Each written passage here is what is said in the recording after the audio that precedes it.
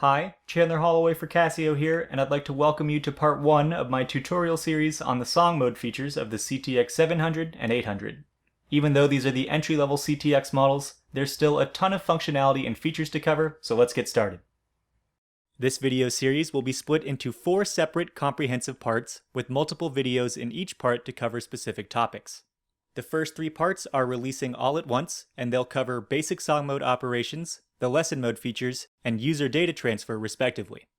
The 4th part on advanced multitrack recording tips and tricks is still in production, but those videos will be released one at a time as they're completed. One last note before we jump into it, a lot of the information in this tutorial series will also apply to the CDP S350, which has a very similar interface and feature set, but as the series goes on, I'll make sure to point out any important differences between these models whenever it's relevant.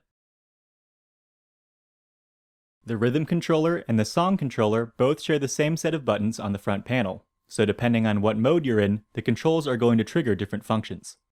You can always check what mode you're in by looking at the square-shaped icons in the upper left corner of the display. Right now we see a keyboard icon as well as a snare drum, which means we're in the tone list with the rhythm mode selected. To switch over to song mode, I'll just press the song bank button, and now the music note icon will light up to indicate that we've changed modes. The CT-X700 comes with 160 preset songs, some of which are highlighted on the left section of the front panel, along with a 3-digit code you can use for quick selection. For example, if I wanted to quickly switch to Ode to Joy, all I have to do is type in 068 over on the number pad. You can use the plus or minus buttons to scroll through the list of songs one at a time, although as a helpful shortcut, the preset songs have been grouped together into larger categories based on their genre or type. Each press of the category button will move to the next group of songs in line, but again you can use the plus or minus buttons if you want to move forward or backward through the category list. The playback controls are labeled with the rhythm functions above the buttons and the song functions below them.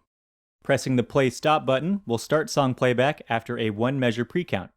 This empty pre-count measure gives you plenty of time to get your hand set, ensuring that you can come in on beat when the music starts playing. I've picked out Silent Night, which is in 3/4 time, meaning our pre-count measure will be 3 beats long.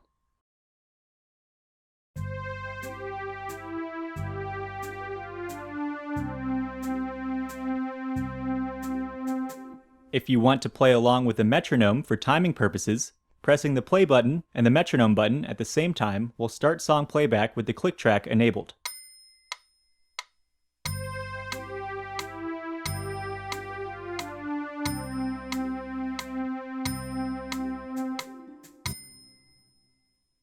If you need to adjust the volume of the metronome so you can hear the song playback better, long pressing the metronome button is a shortcut to the Metronome Settings menu.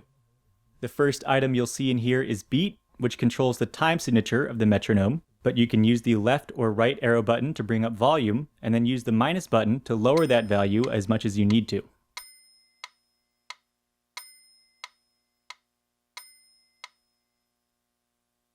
The other playback controls are pretty straightforward.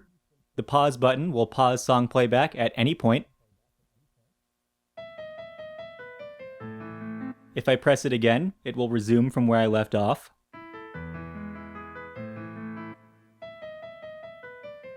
This is different from play stop because that always goes back to the beginning of the song.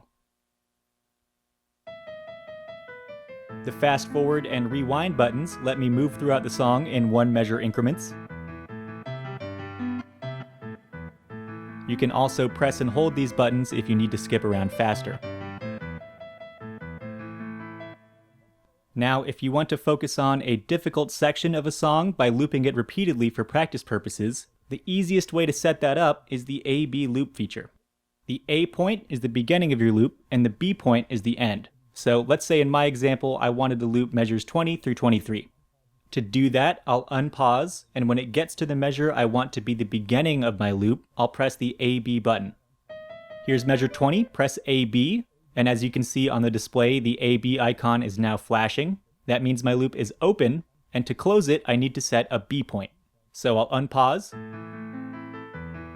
23, press A-B again, and now as you can see on the display, the A-B icon is solid, not flashing, which means my loop is all set up, Now, when I unpause, it'll loop this section of the song over and over, and I can practice it as much as I want.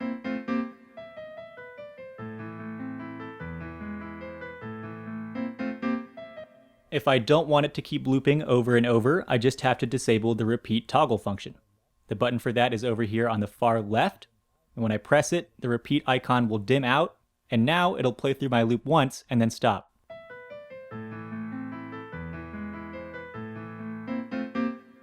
Keep in mind that the AB repeat function only creates loops in whole measure increments. So regardless of when you press the AB button to set the A point of your loop, that loop will always begin on the downbeat or the beginning of that measure. Likewise, regardless of when I press the button to set the B point of my loop, that loop will always run through the end of that measure.